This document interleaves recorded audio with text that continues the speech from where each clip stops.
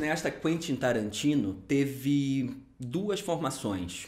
Uma muito conhecida, que é da sua cinefilia, a frequência obsessiva aos filmes, nas salas de cinema, na televisão, no videocassete, que compôs um certo campo referencial que vai alimentar o seu cinema, enfim, por mais de 20 anos. A outra escola de Quentin Tarantino foi um pequeno curso que ele fez em Los Angeles de ator. Quentin Tarantino também é um ator, e me parece que esse episódio, pequeno, mas significativo, regula em algum sentido uma teoria que o Tarantino desenvolve nos seus filmes. Eu acredito, na observação dos filmes dele, que o tema da sua obra é justamente o ator. Em Cães de Aluguel, por exemplo, no seu primeiro filme, o policial infiltrado na quadrilha, interpretado pelo Tim Roth, ele passa por um treinamento, que é um treinamento de ator no processo de construção psicológica do personagem, a maneira de Stanislavski, a maneira do Actors Studio, a maneira como o ator de cinema precisa atuar. Ele passa por um exaustivo treinamento para poder contar uma história e imprimir nessa história uma autenticidade que garantirá a ele a entrada tranquila dentro da quadrilha. No filme seguinte, Pulp Fiction, tem uma passagem essencial que é quando os personagens interpretados pelo John Travolta e o Samuel L. Jackson, depois de um longo percurso falando de banalidades, sobre as diferenças entre os Estados Unidos e a Holanda, sobre o significado erótico da massagem nos pés, eles se colocam na frente da porta. Na verdade, um pouco antes, eles dizem um para o outro: "Let's get into character", vamos entrar no personagem.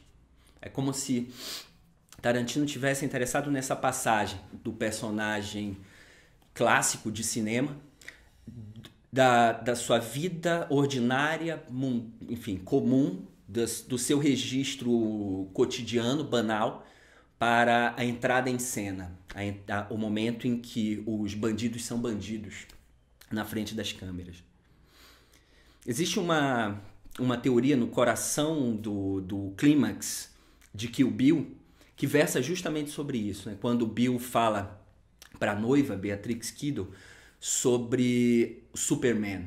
Que o Superman, diferente de todos os outros heróis, ele não é uma pessoa normal que se veste de super-herói. Ele é um super-herói que se veste de pessoa normal. E isso muda tudo. O Superman é provavelmente o maior ator dos super-heróis, né? Essa é uma nuance, inclusive, pouco explorada nas adaptações cinematográficas do Superman. E que seria impossível para noiva, sendo uma supermulher, sustentar por muito tempo as roupas e o uniforme de mulher comum. Isso é central para o conflito entre os dois personagens. Em Bastardos Inglórios, na primeira cena, o que nós vemos entre Hans Landa e o Lapadite é um confronto performático.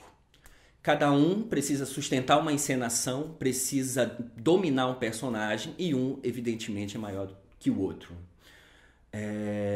A maneira como o Hans Landa domina o personagem do Caçador de Judeus e a maneira como ele encena esse câmbio entre violência e leveza, entre uma agressividade e uma certa delicadeza feminina, e a maneira como ele calcula isso, por exemplo, o momento certo de puxar o cachimbo, tudo isso passa por um ator que domina a sua encenação.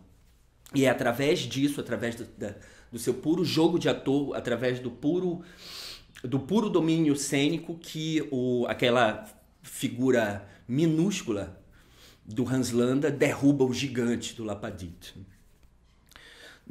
Nesses filmes, naquilo que o Tarantino apresenta e na sua conexão que ele estabelece com os atores, existe um prazer da observação da fala. Um ator falando, dando determinado texto, dentro de uma cadência, dentro de uma musicalidade, ele apresenta uma beleza super explorada pelo cineasta. Em A Prova de Morte, nós somos lançados numa experiência de logorreia, uma experiência de fala exaustiva que nos, enfim, apresenta um grupo de mulheres que imprimem na sua conversa uma certa afetação performática. É como se elas estivessem o tempo inteiro fazendo personagens. Isso implica num tipo de beleza, mas também num tipo de distanciamento. Existe uma estetização dessa fala que beira o exaustivo e impede, em algum sentido, uma conexão entre o espectador e aquele universo tão fascinante, erótico, representado pelas personagens, né? Essa fetichização ela está espalhada, de alguma forma, por esse grande universo noturno, estético, da primeira metade do filme, né? Existe um gosto ali pelos corpos, pelas mulheres dando aqueles textos, o gosto da observação disso e de pequenos elementos, né? Escutar determinadas músicas dos anos 70, observar determinados objetos, o toca-discos, a bebida sendo servida nos copos. Existe uma espécie de prazer de observação que implica também numa certa distância. Esse universo hiper dominado, hiper controlado, esse universo que é de alguma forma dosado, apesar da sujeira, mas de maneira muito precisa pelo realizador, é dramatizado em cena através da figura do Warren, que é o dono do bar, representado pelo próprio Quentin Tarantino como ator. A apresentação dele vem de uma frase, uma espécie de frase gatilho. Quando Warren diz, nós fazemos. Assim, o Warren é o sujeito que manda shots para as mesas, mas também é o metteur en scène, é o controlador daquilo. E, de alguma forma, isso é muito bem colocado nessa primeira parte. Existe uma passagem absolutamente gratuita que reforça essa impressão, que é quando o filme literalmente interrompe o seu ritmo e nós temos um plano do Tarantino que pede para garçonete acender uma luz. Acende uma luz do estacionamento que está desligada. Ela vai lá e acende, e aquilo é um gatilho para o drama. Tarantino é essa figura que manda que bebam, que manda que acendam a luz, e de alguma forma o filme é um pouco sufocado, em algum sentido, pelo menos na primeira parte, por essa presença do controlador, do dominador estético.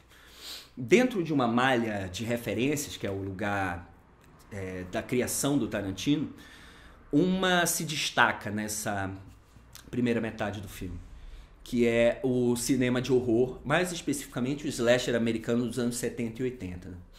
O Tarantino coloca gradualmente elementos que permitem a identificação de uma filiação entre A Prova de Morte e filmes como Halloween, por exemplo. Em primeiro lugar, existe uma personagem dentro do grupo que é, como posso dizer, pudica, ou que insinua uma certa, alguma coisa que a gente pode chamar aqui, num sentido alegórico, de virgindade, pureza. Mesmo dentro de um universo extremamente erótico, ela é aquela que faz, de forma adolescente, um jogo de resistência aos prazeres sexuais. Essa personagem é, historicamente, no slasher, a Final Girl, a virgem, né? O receptáculo dentro de um universo de expressão sexual material, o receptáculo de algum tipo de pudor. Essa personagem ela tem uma conexão uma espécie de vínculo espiritual com o assassino. E esse vínculo vai se estabelecer em A Prova de Morte na relação que o Tarantino constrói em cena entre a Butterfly e o carro do stuntman Mike. Antes do confronto entre os dois personagens, esse vínculo já é estabelecido pela escolha dos planos, pelo acender de uma luz, pela entrada de uma trilha sonora que constrói o filme à maneira dessa conexão entre a Final Girl e o assassino do slasher. Entretanto, uma ruptura é imposta. E essa ruptura vai ter consequências. É a ruptura representada pela lap dance, que aqui se figura como uma espécie de ato sexual.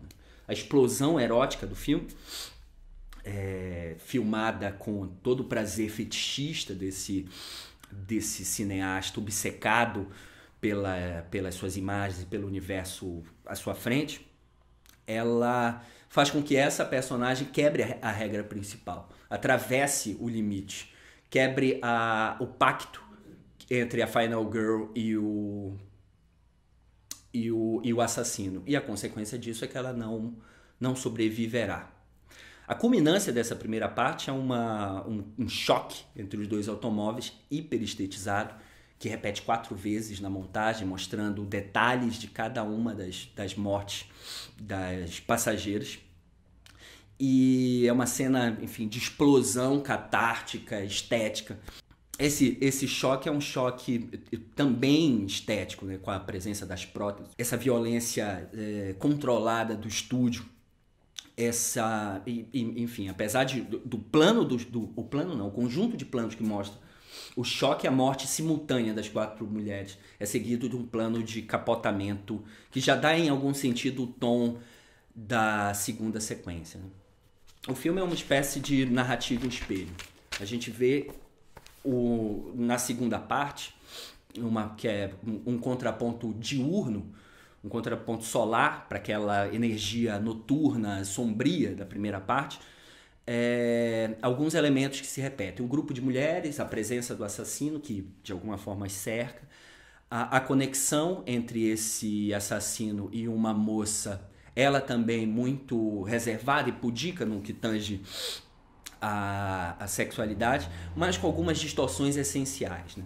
A primeira delas é que se trata de outras vozes. Ainda vemos aqui a estetização da fala, mas dentro de um registro me parece muito mais espontâneo. Existe alguma coisa no riso das personagens que é mais contagiante, que convida mais a identificação ou a participação do espectador naquele universo.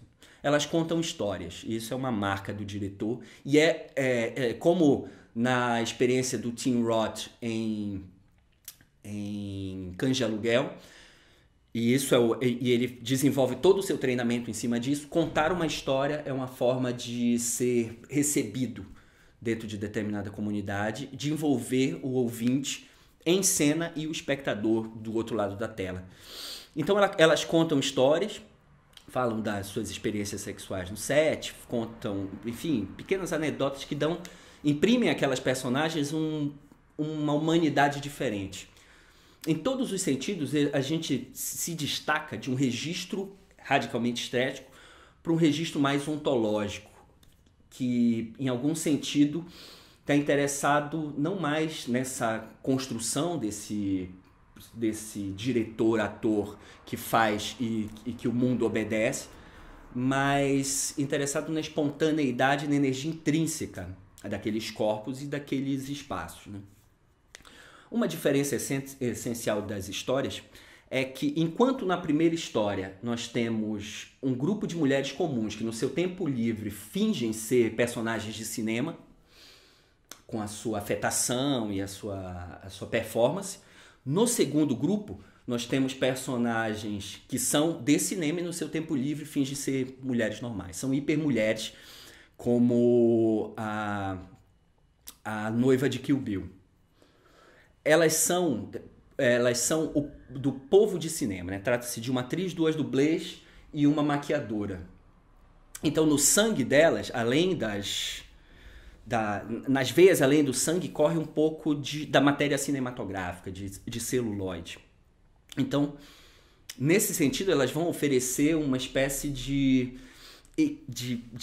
equiparação, de proximidade ao Stuntman Mike, que vai pôr em crise a sua função de assassino. Tarantino escreve esse filme numa noção que também permeia os outros, né? De que existem pessoas de cinema, a maneira do Costello de Vingança também. E esse povo do cinema, esse povo que é feito de carne e sangue, mas também de montagem e de celuloide, ele é superior. Em determinado momento na perseguição,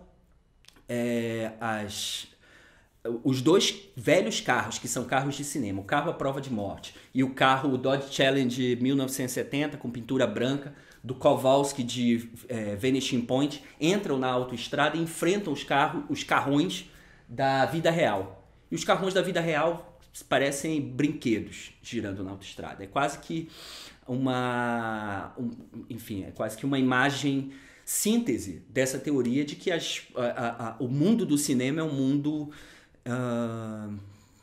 mundo mágico, um supermundo, um mundo superior. A segunda parte inteira é tensionada, portanto, pela primeira. A explosão da violência na primeira parte lança uma espécie de rede de eletricidade no decorrer do filme, para a sequência do filme. Então tudo é fermentado, em algum sentido, pela ameaça do encontro entre o grupo e o assassino. Existe nessa cena, e na sua consequência, quando os carros começam a entrar em choque, uma coisa que é essencialmente cinematográfica no sentido desse registro ontológico. Quando o cinema surge, em 1895, na primeira sessão, reza a lenda que a plateia se assustou com a chegada do trem à estação e saiu correndo.